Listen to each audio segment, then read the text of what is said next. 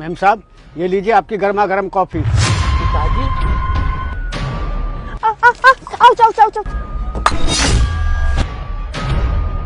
इस बुड्ढे ने मेरा हाथ जला दिया। रुक, अभी बताती हूँ मैं तुझे। अरे मैम साहब, माफ कर दीजिए, गलती से हो गया।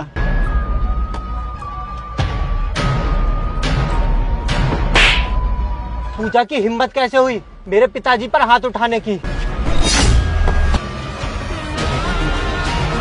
अबे ओ गवार, तेरे को दिखता नहीं, तूने मेरा हाथ जला दिया। पूजा, तुम्हारी हिम्मत कैसे हुई इन पर हाथ उठाने की? देखो ना विकास, इस गवार ने मेरा हाथ जला दिया। अच्छा, दिखाना तुम अपना हाथ, कहाँ जला है? कहीं भी तो नहीं जला। तुम जानती भी हो ये कौन है? हाँ बताओ, कौन है ये गवार? तुम जानती हो ये मेरे पिताजी हैं। विकास, तुम्हारा दिमाग तो ठीक है ना? ये गवार तुम्हारे पिताजी कैसे हो सकते हैं? पूजा, अपनी जबान संभाल के बात करो। तुम मेरे पिताजी से इस तरह बात नहीं कर सकती। पिताजी, हुआ क्या है? आप यहाँ पर क्या कर रहे हो? बेटा, मैं यहाँ चाय कॉफी बेचता हूँ। मैम साहब ने कॉफी के लिए बोला था, इसलिए मैं इनको कॉफी देने आया था और गलती से इनके हाथ पे कॉफी गिर गई थी। इसके लिए मैंने इनसे माफी भी मांग ली है, लेकिन इन्होंने फिर भी बिना सोचे समझे मुझ पे हाथ उठा दिया। पूजा, तुमने इनके ऊपर हाथ उठा के बहुत बड़ी गलती की है। पिताजी, इसने आपके ऊपर हाथ उठाया है ना, तो आप भी इसे इसकी भाषा में जवाब दो। चलो, आप भी इसे अभी थप्पड़ मारो। अरे बेटा, ये क्या बोल रहे हो? मैं इन पे हाथ नहीं उठा सकता। पिताजी, इतनी सी गलती के लिए सॉरी काफी होता है और आपने इससे सॉरी बोला था, फिर भी इसने आपके ऊपर हाथ उठा दिया, इसलिए इसे इसकी किए की सजा मिलनी चाहिए। चलिए, मारिए इसे थप्पड़। नहीं बेटा, अगर मैंने इन पे हाथ उठा दिया तो इनमें और मुझ में फिर फर्क ही क्या रह जाएगा? पिताजी, इतने सालों में आपकी आदत अब भी नहीं बदली है, आप अब भी वैसे के वैसे हो। लेकिन पिताजी, मुझे एक बात समझ में नहीं आ रही, आपकी ये हालत कैसे हो गई जो आज तुम्हें ये चाय कॉफी का ठेला लगाना पड़ रहा है? बेटा क्या बताऊं, तुझे तो पता ही है मेरी बीवी कितनी बीमार रहती थी। उसका इलाज कराने के चक्कर में मेरे सारे पैसे खत्म हो गए। यहाँ तक कि घर जमीन जायदाद सब कुछ बेच दिया, लेकिन उसे फिर भी नहीं बचा पाया। उसके जाने के बाद मैं बहुत टूट गया था। मेरी समझ में नहीं आ रहा था कि मैं क्या करूं। लेकिन बेटा, पेट पालने के लिए कुछ ना कुछ तो करना ही था, इसलिए मैंने चाय कॉफी का ठेला लगा लिया। पिताजी, आपके साथ इतना कुछ हो गया, फिर भी आपने मुझे एक बार भी बताने की जरूरत नहीं समझी। एक बार कॉल करके ही बता देते। आखिर आपका बेटा हूँ, एक बार ये तो सोच लेते। पिताजी, बेटा छोड़ो ये बात, और तुम दोनों ये बताओ, तुम यहाँ क्या करने आए थे? पिताजी, वो क्या है, हम दोनों एक ही कंपनी में काम करते हैं। पूजा ने बोला चलो आज घूम आते हैं, तो इसी दौरान हम चाय पीने के लिए रुक गए। अच्छा, तो ये मेरी होने वाली बहू है? अबे ओ, मैं तेरी कोई बहू नहीं हूँ और मुझे बहू बोलने की कोई जरूरत नहीं है, समझा तू? पूजा, बदतमीजी की भी हद होती है। मैं इतनी देर से तुमसे कुछ नहीं बोल रहा हूँ, तो इसका मतलब ये नहीं है कि तुम पिताजी से कुछ भी बोलती चली जाओगी। देखो पूजा, ये तुम्हारी आखिरी वार्निंग है। अगर तुमने पिताजी से फिर से बदतमीजी की ना, तो इसका जवाब मैं तुम्हें दूंगा। अरे बेटा, मेरी वजह से तुम दोनों झगड़ा मत करो, मेरे साथ चलो, मैं तुम्हें गर्मा गर्म कॉफी पिलाता हूँ। ठीक है पिताजी। पूजा, चलो चलते हैं। विकास, तुम्हारा दिमाग खराब हो गया है क्या?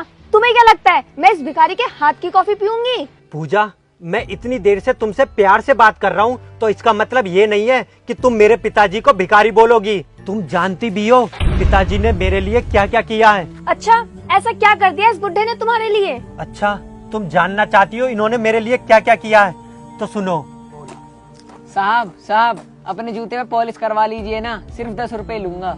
पर बेटे, मेरे जूते तो साफ है, मुझे पॉलिश कराने की कोई जरूरत नहीं है। अच्छा तो साहब 5 रुपए दे देना, मैं आपके जूते फिर से चमका दूंगा। बेटा, तुम्हारी उम्र तो अभी बहुत छोटी है, तुम ये मोची का काम अभी से क्यों करने लगे? वो साहब, मुझे ना पढ़ने लिखने का बहुत शौक है, इसलिए मैं अपनी स्कूल की फीस भरने के लिए ये काम करता हूँ। अच्छा, तुम्हें पढ़ने लिखने का बहुत शौक है, पर बेटा एक बात बताओ, तुम्हारे माँ बाप करते क्या हैं? साहब, मैं अनाथ हूँ, मेरे माँ बाप बचपन में ही गुजर गए थे। अच्छा, तो ये बात है। तुम मेरे साथ चलो, मैं तुम्हें पढ़ाऊंगा लिखाऊंगा, बड़ा आदमी बनाऊंगा। तुम्हें ये मोची का काम करने की कोई जरूरत नहीं है, बस तुम अपनी पढ़ाई लिखाई पर ध्यान दो। पर साहब, परवर कुछ नहीं, चलो मेरे साथ। साहब, आपका बहुत बहुत धन्यवाद। इसकी कोई जरूरत नहीं है, बस तुम अच्छे से अपनी पढ़ाई लिखाई पर ध्यान देना। पूजा, अगर पिताजी ने उस दिन मेरी मदद नहीं की होती ना, तो आज मैं इस हाल में नहीं होता। आज जो मैं तुम्हें लॉन्ग ड्राइव पर ले जाता हूँ, इतनी महंगी महंगी गाड़ियों में घुमाता हूँ, 5 स्टार होटल में खाना खिलाता हूँ, पता है वो किसकी वजह से है? इन्हीं की वजह से है। और तुम्हारी हिम्मत भी कैसे हुई इन्हें भिखारी बोलने की। खैर पिताजी, आप इसकी बातों का बुरा मत मानिए, ये थोड़ी नासमझ है। आप मेरे साथ चलिए हमारे घर, अब से आप हमारे घर में ही रहोगे। विकास, ये क्या कह रहे हो तुम? ये गवार भिखारी हमारे घर में रहेगा? बिल्कुल भी नहीं, मैं इस बुढ़े भिखारी के साथ बिल्कुल भी नहीं रहूंगी। यार पूजा, तुम इतनी खुदगर्ज कैसे हो सकती हो? इन्होंने मुसीबत के समय मेरी मदद की थी, तो क्या आज हम इनकी मुसीबत पे इनकी मदद नहीं कर सकते? देखो, मेरे अलावा इनका अब इस दुनिया में कोई नहीं है, और वैसे भी ये मेरे पिताजी जैसे हैं, तो आज मैं इन्हें ऐसी हालत में कैसे छोड़ दूं? देखो विकास, अगर ये तुम्हारे साथ जाएगा तो मैं तुम्हारे साथ बिल्कुल भी नहीं जाऊंगी। बेटा, तुम मेरे लिए लड़ाई मत करो, मैं अपने काम में बहुत खुश हूँ। तुम बहू को लेकर घर जाओ। पिताजी, तुम चुप रहो। अगर ये तुम्हारे साथ नहीं रह सकती ना, तो मैं भी इसके साथ बिल्कुल नहीं रह सकता। आप बस मेरे साथ चलो।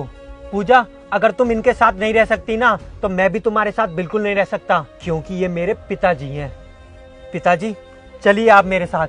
विकास, तुमने मेरी बेइज्जती करके बहुत गलत किया है। देखना, एक दिन तुम बहुत पछताओगे। हाँ हाँ जा, वो तो टाइम बताएगा, मैं पछताऊंगा या तू। पिताजी, चलिए, चलते हैं घर।